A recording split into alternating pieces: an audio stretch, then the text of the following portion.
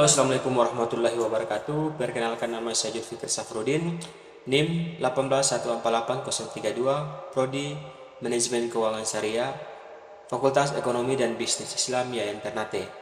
Sebelumnya yang saya hormati selaku dosen pengampu mata kuliah Sistem Informasi Manajemen, secara pribadi Bapak Fauji S.Kom M.Eng.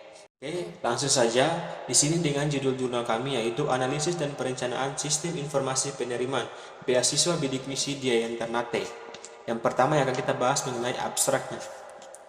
Bidik misi merupakan bantuan pendidikan yang diberikan kepada mahasiswa yang berprestasi dan memiliki keterbatasan kemampuan ekonomi. Penyelenggara program bidik misi merupakan perguruan tinggi negeri dan perguruan tinggi swasta yang telah diseleksi Kopertis di bawah Kementerian Riset Teknologi dan Pendidikan Tinggi. Adapun rumusan masalah dan tujuan dari penelitian ini yaitu: yang pertama, rumusan masalah membutuhkan waktu yang lama dalam proses seleksi calon penerima beasiswa bidik misi sehingga seleksi pun yang disampaikan agak lama. Tujuan dari penelitian agar dapat mempermudah mahasiswa dalam pengurusan beasiswa. Metode penelitian yang digunakan dalam penelitian ini yaitu metode kualitatif.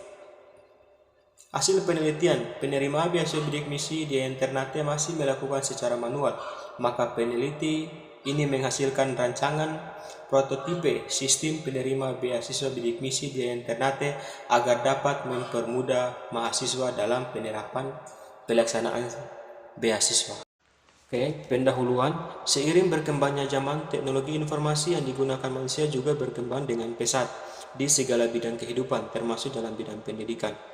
Setiap saat ada satu teknologi yang baru dipublikasikan ke masyarakat, sehingga hal ini mendorong setiap ahli untuk terus berinovasi dan menciptakan alat yang dapat mempermudah proses bisnis di berbagai bidang. Dari penjelasan ini dapat disimpulkan bahwa sistem informasi merupakan salah satu sistem yang sangat berpengaruh penting dalam berbagai bidang, baik itu dalam bidang pendidikan maupun bidang kehidupan lainnya. Karena dengan adanya sistem informasi, manusia dapat sangat mudah mengakses informasi yang akan diberitahukan. Oke, selanjutnya di sini ada satu masalah dalam penelitian, yaitu mahasiswa membutuhkan waktu yang lama dalam proses seleksi calon penerima beasiswa bidik misi sehingga hasil ini seleksi pun akan lama disampaikan kepada mahasiswa. Ada juga satu tujuan dari penelitian ini, yaitu agar dapat mempermudah mahasiswa dalam pengurusan beasiswa bidik misi tersebut. Kita masuk di bagian tinjauan pustaka. Pada bagian ini akan dipaparkan beberapa penelitian yang berhubungan dengan perencanaan sistem informasi penerima beasiswa bidik misi dan berkaitan dengan pendukung keputusan, di mana ada di sini penelitian yang dilakukan oleh N. Guswarni dan Kasihan. Penelitian itu terkait analisis dan perencanaan sistem informasi penerima beasiswa bidik misi dengan menggunakan teknik bermodelan terstruktur dalam bentuk DFD dan IRD untuk mengambil hasil analisis dan desain sistem. Hasil penelitian ini menampilkan menu pendaftaran beserta pengelolaan admin dan pelaporan. Di sini ada persamaan dan perbedaan antara penelitian yang dilakukan saya dan kawan-kawan dan penelitian yang dilakukan oleh N. Guswarni dan Kasihan. Dalam penelitian ini terdapat kesamaan di mana penelitian yang dilakukan oleh N. Guswarni dan Kasihan itu kami sama-sama menggunakan judul Analisis dan Perencanaan Sistem Informasi Penerima Beasiswa Bidik Misi. Di sini yang menjadi perbedaannya yaitu saya dan kawan-kawan mengambil lokasi dan metode penelitian. Jadi yang menjadi perbedaan di sini hanya metode dan lokasi penelitian.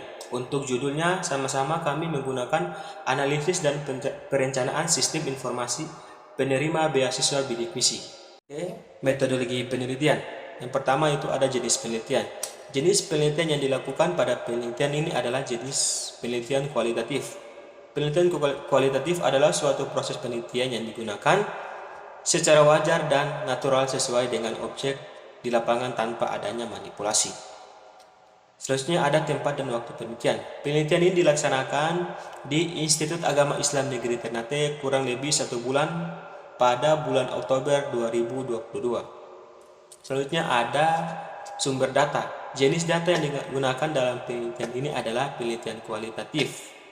Sumber data yang digunakan terbagi menjadi 2, yaitu ada data sekunder sama data primer.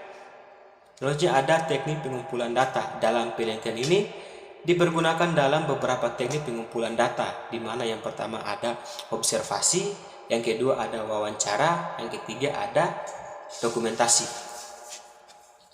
Observasi itu dilakukan pengamatan langsung di Institut Agama Islam Negeri Ternate. Dan untuk wawancara adalah pertemuan antara kedua belah pihak, di mana yang bertujuan untuk bisa memecahkan suatu masalah yang akan diteliti. Selanjutnya ada dokumentasi. Dokumentasi merupakan salah satu metode yang peneliti lakukan untuk mengumpulkan data kualitatif dengan melihat atau menganalisis dokumen-dokumen yang sudah dikumpulkan. Selanjutnya ada teknik pengolahan data.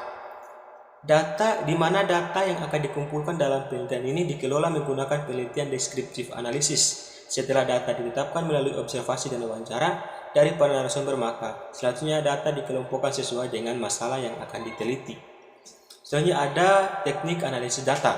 Berikut proses analisis data dalam penelitian kuantitatif itu terbagi atas 3. Yang pertama ada reduksi data, penyajian data, sama penarikan kesimpulan dan verifikasi.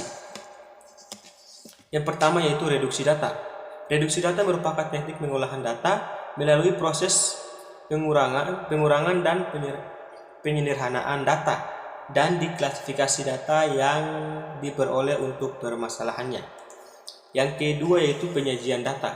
Dalam penelitian kualitatif, penyajian data bisa dilakukan dalam bentuk uraian, singkatan, bagan, hubungan antara kategori, dan sejenisnya. Dalam hal ini, yang paling sering digunakan untuk penyajian data dalam penelitian kualitatif adalah dengan teks yang bersifat naratif. Ada juga penarikan kesimpulan dan verifikasi. Langkah ketiga ini adalah penarikan kesimpulan dan verifikasi. Kesimpulan dalam penelitian kualitatif merupakan temuan baru yang sebelumnya belum pernah ada. Oke, kita masuk di bagian pembahasan. Yang pertama yaitu analisis sistem saat ini. Berdasarkan hasil observasi dan wawancara, proses pengajuan beasiswa bidik misi di Ternate itu masih melakukan secara manual, yang mana calon penerima beasiswa bidik misi harus melakukan pendaftaran secara manual, yaitu mengisi formulir pendaftaran beasiswa yang baru khusus program dan melengkapi berkas-berkas yang diperlukan, yang selanjutnya harus diserahkan ke kampus Ternate atau panitia pelaksana. Yang kedua yaitu aplikasi Microsoft Excel masih digunakan untuk mengelola data dan penerima beasiswa yang mengakibatkan ruang penyimpanan yang terbuang percuma. Akses dan update data yang lambat, terbentuknya inkonsistensi dan reduksi data sehingga kurangnya kebenaran data waktu yang dibutuhkan untuk mengelola data. Yang ketiga, berkas pendukung mahasiswa diperiksa selama proses seleksi dan keakuratannya dipastikan dengan memeriksa berkas-berkas tersebut. Proses seleksi dalam kegiatan ini menemukan waktu yang lama dan kinerja panitia seleksi tidak produktif dan efisien karena harus membuka sekumpulan berkas satu persatu. Yang ketiga yaitu ada mahasiswa kesulitan menemukan semua informasi ini karena pengumuman tentang tata cara penerimaan beasiswa dan hasil seleksi terpampang di papan pengumuman kampus. Oke, selanjutnya ada analisis proses bisnis, di mana diagram DFD digunakan untuk menggambarkan fungsi dan digunakan dalam analisis proses sistem atau sistem fungsi. Alat yang digunakan dalam pembuatan sistem terstruktur adalah diagram alir data. Adapun DFD yang penulis buat, ini adalah tampilan seperti berikut. Bisa dilihat di bawah. Yang pertama ada kerangka pemikiran, di mana kerangka pemikiran juga ada beberapa aliran yang kemudian dicantumkan di situ. Ada juga diagram konteks dan DFD.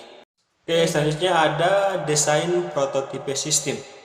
Prototipe sistem dimaksudkan untuk memberikan gambaran umum tentang bagaimana sistem akan beroperasi setelah dirakit sepenuhnya. Mengenai tampilan prototipe sistem informasi di Ternate antara lain tampilannya seperti di bawah itu. Yang pertama yaitu ada tampilan utama sistem, yang kedua ada tampilan halaman registrasi, ada juga tampilan halaman menu utama. Di sini ada masih beberapa tampilan lagi yang kemudian ditampilkan, tapi di sini ada karena keterbatasan kami juga dari peneliti yang kemudian akan kedepannya akan dibangun di Ternate, yaitu desain prototipe sistem. Oke, baik, terima kasih.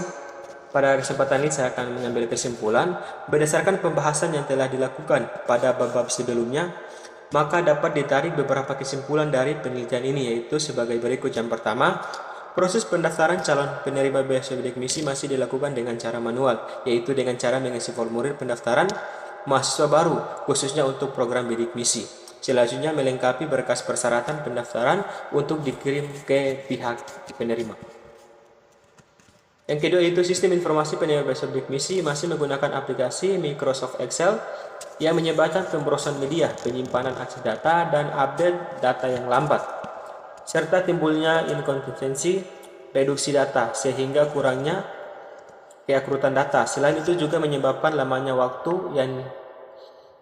dan kurangnya keakuratan data. Selain juga menyebabkan lamanya waktu yang dibutuhkan untuk mengelola data untuk membuat pelaporan yang dibutuhkan oleh mahasiswa.